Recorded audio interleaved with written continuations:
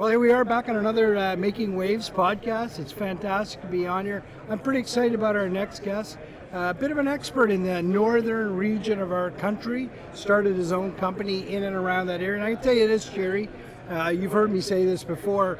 I have a lot of mentors in this room, a lot of people that have helped me through my career, and we've had many of them on our podcast. No doubt about it, our next guest is a true mentor to me right now in the part of the journey that I'm in. So Lee, why don't you go ahead and introduce yourself? Thanks, Alan, for the compliment, first of all. So Lee Carson, we know each other well, but I'm Lee. I'm Ottawa born and bred. I grew up in Ottawa, eventually became a systems engineer. But as I was growing up, little boys need heroes, right? And my heroes weren't hockey players or rock stars or anything else. My heroes were the polar explorers. No particular reason, they were just the polar explorers. So Shackleton and Scott and Amundson and those guys. You know, I used to read all the books, all the stories. It was always a fascination, a passion for me. So I grew up, eventually became a systems engineer, went to MDA, and as luck would have it, all the first projects I got to work on were all to do with the Arctic and exploring the Arctic. Mapping icebergs coming down the east coast of Labrador, mapping sea ice and tracking sea ice in the Arctic Ocean, helping explorers actually go by foot to the North Pole. Really? All of that, yeah. So, you know, my lifelong interests came to pass. Well, to make a long story short, eventually I had my midlife crisis, as we tend to have. And for me, I didn't get a red convertible. I didn't get a blonde mistress. What I got was a kayak, okay? And I actually went up and spent 2 weeks kayaking north coast of Baffin Island. And so, you know, basically the Northwest Passage, up close and personal. And all these projects I'd worked on, it was a different perspective, a different vantage point from the deck of a kayak to be in this rapidly changing, developing Arctic. And so I got very passionate about the whole thing, again, repassion, I guess, and got out of corporate life and hung out my shingle with my current company in 2010 called Norstrat Consulting.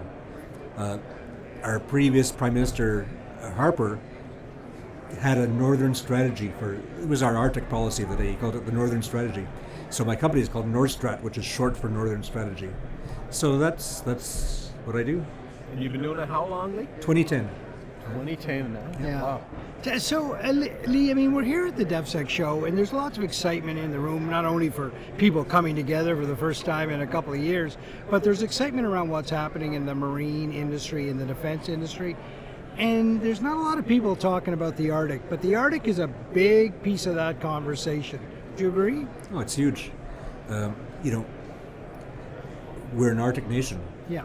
I shouldn't have to say that. The Americans are always trying to remind Americans that they're an Arctic nation.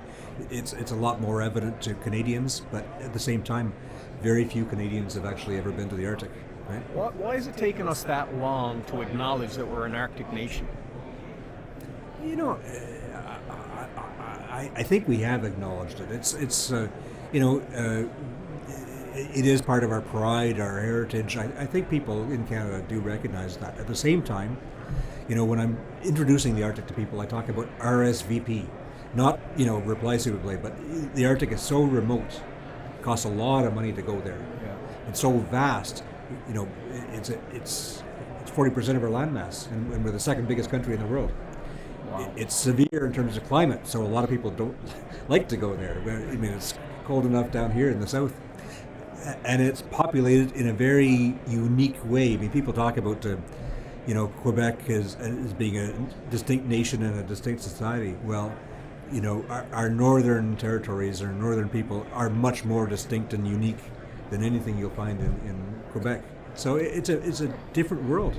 But, Yeah. and very few of us, for those reasons, get to go there and get to see it firsthand. Quick question, on that trip you took, Yeah. just paint a quick picture for us as to one of the most beautiful scenes you may have seen. Oh, well, two. So there's a place called Cape Nud, Knud. It's a very distinctive landscape. I think there was actually a Canadian stamp once upon a time showing it, but it's a sight you'll never forget if you see it. we stayed there for I think 3 days because we had a huge storm. Like we were hurricane force winds and torrential rain. We were confined to our tent for 36 hours. So I can remember going to bed, seeing Cape Nude sort of at dusk. And I could 36 hours getting up and seeing it, covered with sleet and snow and all this stuff. So that was quite I still remember that scene very well. But the other scene, it's not really beautiful, but there was a point of land we went around in our kayaks. And up at the top of the bluff above this point was a group of McGill University students up there studying the narwhals. Okay? And they were up there, they had bare fence, electrified fence around their camp, and they were up there on lawn chairs sketching the patterns on the back of the narwhals.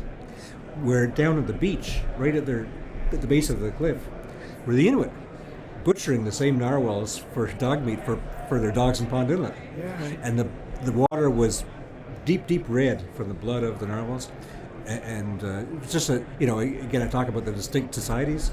Right. I mean, it was a perfect example a perfect illustration of how different the northern and the southern cultures are. Yeah. So here we are. So Lee, we're in the middle of this marine defense show, talking about the Arctic. Where do you see the biggest opportunities for a lot of these companies right now in the Arctic? Well, change is always good for business, right? Right. And the North is changing. The big changes for the North, climate change. It's opening it up. It's opening up to trade and making the place less remote and more accessible and more open to mining and all those things. So climate is a big change.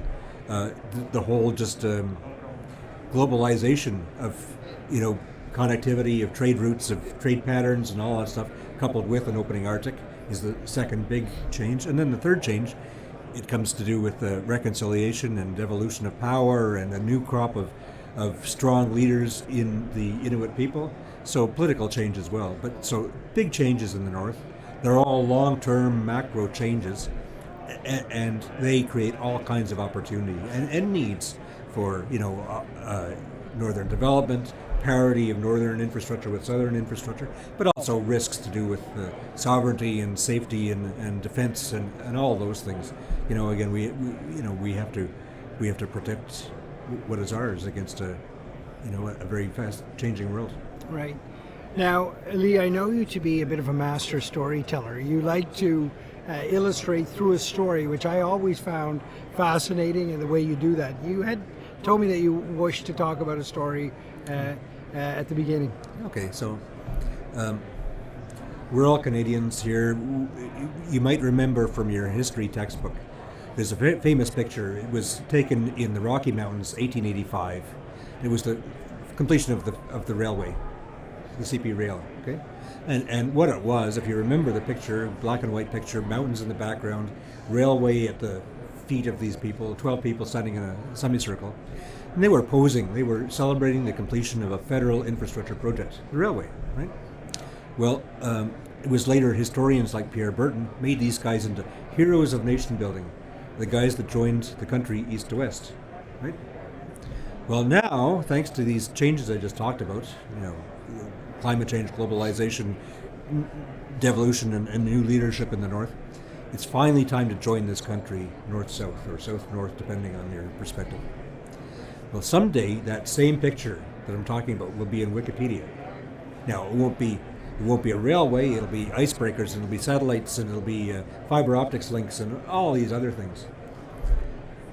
My job, my mission, what I've assigned to myself, is not to be in that picture, but to put my clients in the picture. Right. So that's my job, is to help people who have either a business goal or a responsibility to help develop that north-south linking infrastructure, which is nation building. So that's what I'm about. Jerry, your thoughts?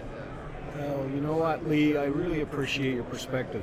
As a very young man, Alan and I had the opportunity to go to British Columbia, and it opened my eyes to the incredible, vast country.